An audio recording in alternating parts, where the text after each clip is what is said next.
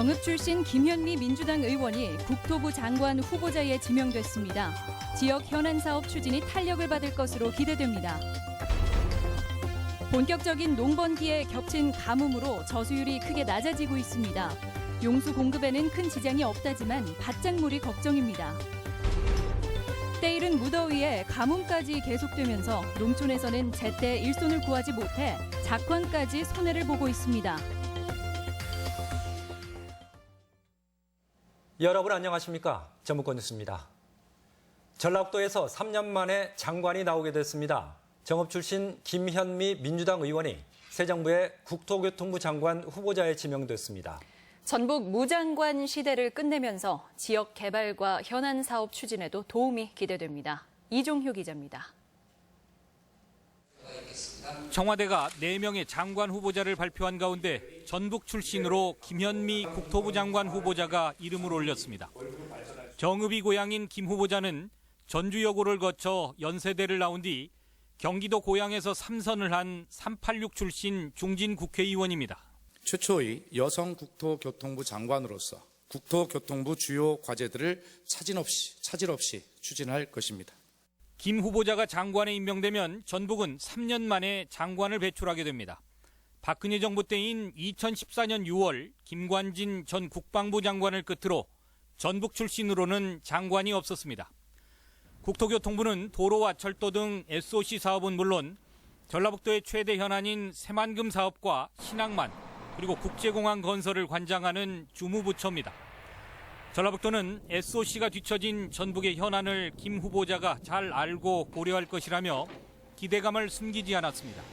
전북 출신이 됨으로써 SOC, 철도, 공항 등 새만금 사업이 속도감 있게 추진될 수 있을 것으로 기대를 하고 있습니다.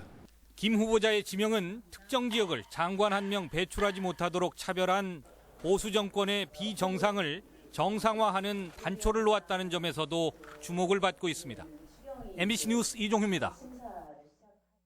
국회 예산결산특별위원장에 지역구는 경기도 광명시지만 고창 출신인 백재현 민주당 의원이 선임돼 전라북도의 지역 현안 사업과 관련 예산 확보에 도움이 될 것으로 기대됩니다. 또 국회 예결위 소위원회 무진장 완주 지역구에 안호영 의원이 포함된 점도 전북의 예산 확보에는 청신호로 받아들여지고 있습니다.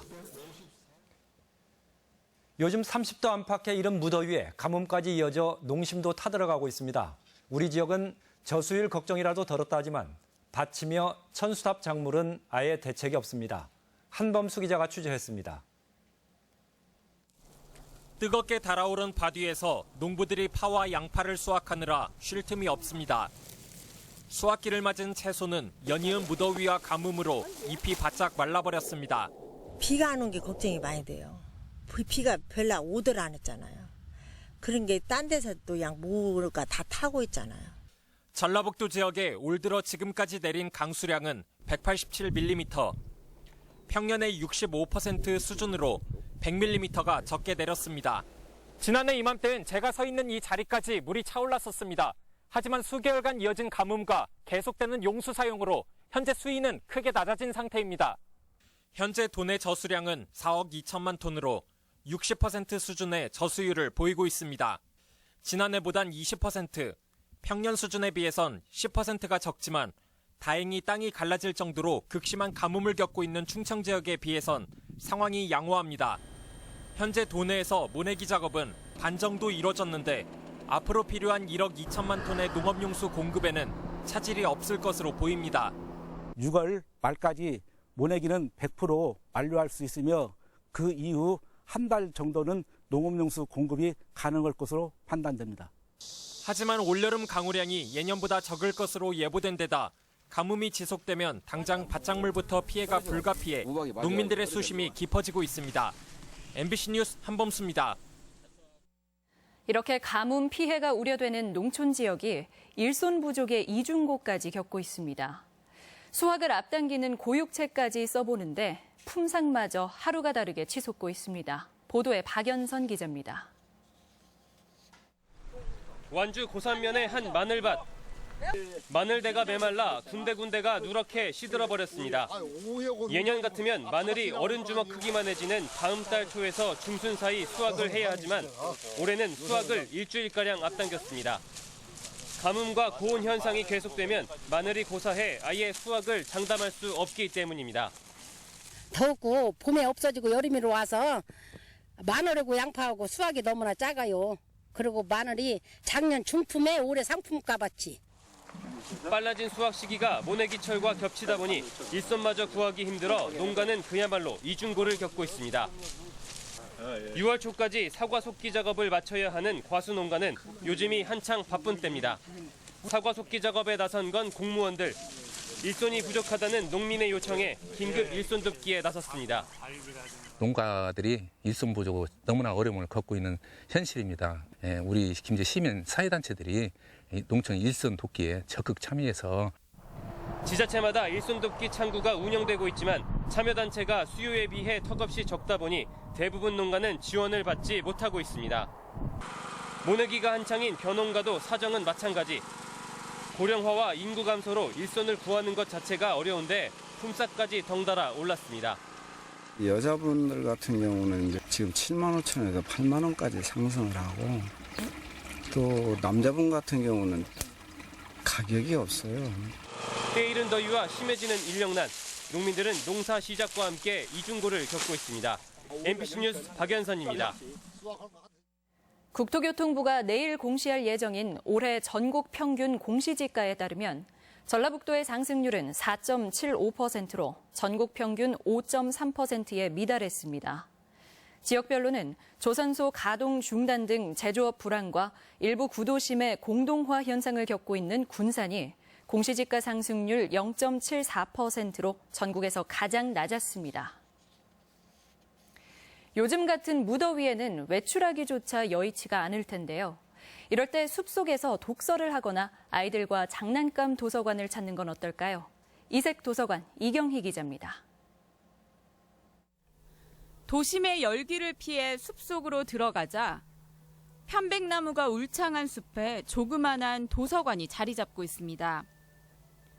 활짝 열린 창문 사이로 불어오는 솔바람이 나른함을 깨우고 천천히 책을 읽어갑니다. 지난 2013년 건지산에 문을 연 숲속 도서관은 둘레길을 걷는 시민들에게 큰 사랑을 받고 있습니다. 대여는 불가능하지만 소설과 에세이 등 2,500여 권의 책이 마련돼 있어 누구나 자유롭게 이용할 수 있습니다. 책을 한 2시간 읽고 가고 있거든요. 그다음에 건지산을 한번 둘러보고 갑니다. 매일은 항상 조용하고 숲속에 있어서 아주 좋습니다. 아이를 가진 부모들은 한 개에 몇만 원씩 하는 장난감이 부담스럽습니다. 잠깐만 가지고 놀고 흥미를 잃은 아이에게 무턱대고 장난감을 다 사줄 수도 없는 노릇. 장난감 도서관에 가면 한 개당 1,000원에 빌릴 수 있습니다. 대여뿐만 아니라 놀이공간에서는 100여 종의 다양한 장난감을 마음껏 가지고 놀 수 있어 아이들의 호기심을 자극합니다. 장난감도 다양하게 이용할 수 있고요. 또 아기가 와서 또 신체적으로 놀 수 있는 부분도 많아서 너무너무 즐겁게 다녀오고 있고요. 아기도 너무너무 좋아해요. 최근엔 도서관에서 북콘서트나 공연 등 다양한 문화 행사도 열리고 있어 도서관이 주민들의 사랑방 역할도 대신하고 있습니다. MBC 뉴스 이경입니다. 전주지방검찰청 군산지청은 익산시 낭산면 석산 복구지에 1급 발암물질인 비소가 함유된 광재 등 폐기물 20만 톤을 불법 매립한 혐의로 폐기물 재활용업체와 운반업체 관계자 4명을 구속 기소했습니다. 이들은 시료를 조작해 허위 성적서를 발급받는 등의 수법으로 50억 원의 영업이득을 취했으며 폐기물 7만 5천 톤에는 1급 발암물질인 비소가 법정 기준치를 250배까지 초과해 함유된 것으로 조사됐습니다. 전북경찰청 광역수사대는 도내 모 언론사 대표 64살 김모 씨를 공갈 미수 혐의로 구속영장을 신청하고 46살 박모 기자 등 2명을 불구속 입건했습니다. 경찰에 따르면 이들은 지난 2015년 섬진강댐 공사 현장에서 건설업체의 약점을 잡고 협박해 1,500만 원을 뜯어내는 등 지금까지 5차례에 걸쳐 5천만 원 상당을 챙긴 혐의를 받고 있습니다. 간추린 뉴스입니다. 전통 명절인 단오를 맞아 전주 덕진공원 일대에서 오늘과 내일 이틀 동안 창포물에 머리 감기와 씨름 등 다채로운 행사가 열리고 있습니다. 특히 올해는 세계 민속 춤 페스티벌과 워터스크린을 활용한 뮤지컬 실록을 탐하다 공연 등 색다른 볼거리도 준비되어 있습니다. 전라북도 과학교육원이 익산 부송동으로 이전해 본격적인 운영에 들어갔습니다. 과학교육원은 사업비 442억 원이 투입돼 3만여 제곱미터 부지에 신축됐으며 첨단 실험실이 마련된 교육연수관과 로봇, 천문 등을 주제로 한 전시체험관을 갖추고 있습니다. 물놀이를 즐기며 안전교육을 받을 수 있는 119 물놀이 안전체험장이 다음 달 개장합니다. 임실에 위치한 119 물놀이 안전체험장에서는 익수사고 체험과 선박 탈출, 급류 체험 등을 할 수 있으며 종합 물놀이장과 키즈풀도 마련됐습니다. 방송기자연합회는 오늘 전주 MBC가 집중 취재한 무진장 시외버스 부당요금 10년 만에 인하 보도를 이달의 방송기자상 수상작으로 선정하고 오늘 시상했습니다. 전주 MBC는 지난 2월부터 고속도로 대신 일반 국도를 고집하면서 요금을 추가 징수하는 버스업계의 문제점을 지속적으로 보도해 900원의 요금 인하를 이끌어냈습니다. 간추린 뉴스였습니다.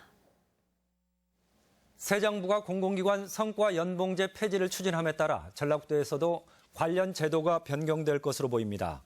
전라북도는 국정기획자문위원회가 공공기관의 성과 연봉제 폐지를 검토하고 있다며 전북개발공사 등 공기업과 도산하기관에서도 현재의 성과 연봉제를 폐지하고 직무급제를 도입하는 방안을 추진하겠다고 밝혔습니다. 전주시는 더위가 일찍 찾아오면서 한옥마을 입구와 풍남문 교차로, 충경로 사거리 등 보행자가 많은 주요 교차로 횡단보도 11곳에 그늘막 쉼터를 마련했습니다. 전주시는 또 관내 438군데 경로당과 주민센터, 마을회관 등을 무더위 쉼터로 지정해 운영합니다. 매달 마지막 주 수요일 문화가 있는 날을 맞아 전주 시민들을 위한 풍성한 혜택이 마련됩니다. 전주 시내 영화관에서는 전주국제영화제가 지원한 영화 노무현입니다가 할인 상영되며 전주 덕진예술회관과 한국전통문화전당 야외마당에선 특별 공연이 무료로 선보입니다. 또한 전주 지역 박물관과 미술관에서도 다양한 체험, 전시 프로그램이 마련됩니다. 매년 온라인을 통해 300만 명이 시청하고 있는 정부의 K푸드 로드 사업에 정읍과 고창의 전통주가 선정됐습니다. 농식품부는 이번에 선정된 지역을 대상으로 팸투어와 함께 인터넷 홍보 방송을 강화해서 음식과 접목된 지역 관광 활성화를 모색한다는 방침입니다. 남원시가 도심과 가까운 덕음산을 시민 휴식처인 오감 만족 숲으로 조성합니다. 남원시는 내년까지 20억 원을 들여 덕음산의 명산 공간과 철쭉동산, 숲 체험시설 등을 갖춰 남녀노소 모두 즐기는 산으로 조성해 나갈 계획입니다. 또한 광안루원 등 주변 관광지로 연결되는 동선도 만들 계획입니다. 완주군 창업보육센터가 전북 지역 초등학생을 대상으로 창의력 탐험단을 모집합니다. 창의력 탐험단은 창의적 문제 해결 방법론인 트리즈를 활용해 보물을 찾거나 섬에서 탈출하는 미션을 해결하는 교육 프로그램으로 진행됩니다. 모집 대상은 4학년에서 6학년 초등학생으로 다음 달 9일까지 창업보육센터에서 받습니다. 전북권 뉴스였습니다.